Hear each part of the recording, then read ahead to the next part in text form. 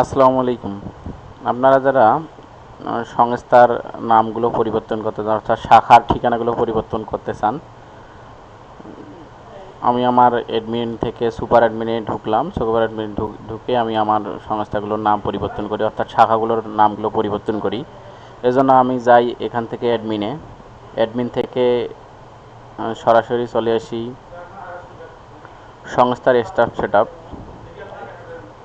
এই জায়গাতে যাই।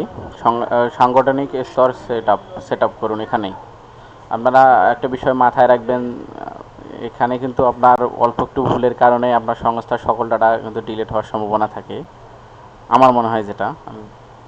এজন্য আপনারা সাবধানে কাজগুলো করবেন। এখান থেকে আমি শাখা দিলাম, আমার শাখার যেহেতু ঠিকানা পরিবর্তন করবো শাখা দিলাম। শাখা দিয়ে খুঁজবো, স্তর ধরেন আমি সাতমার ব্রাঞ্চেই আমি নাম পরিবর্তন করব বা অন্য কোনো জায়গাগুলো পরিবর্তন করবো। এখানে খুঁজুন দেব। এখানে দেখেন যে এখানে একটা অ্যাকশন আছে, এডিটের অ্যাকশনে। এডিট অ্যাকশনে যাব। এখান থেকে আমি নাম দিব বাংলায়, যদি আপনার ভাষা যোগ করা লাগে সেভাবে করে দেবেন, যোগ করে দেবেন। শাখার কোড এখান থেকে দিতে পারবেন। শাখা প্রতিষ্ঠা করছে কত কার্যকর এটা দিতে পারবেন, এখান থেকে বলতেন। আর এগুলো যেগুলো টিকচিহ্ন দেওয়া থাকবে আপনারা সেভাবে সব কিছু রেখে দিবেন।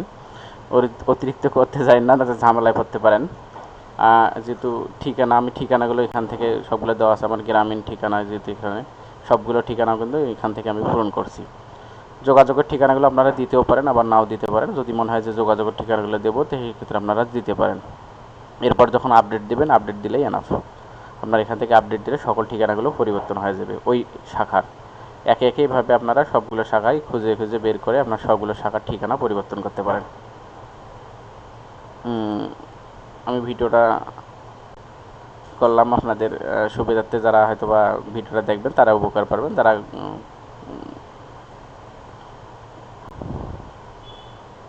আগে থেকেই পারেন তাদেরকে অসংখ্য ধন্যবাদ। আসসালামু আলাইকুম।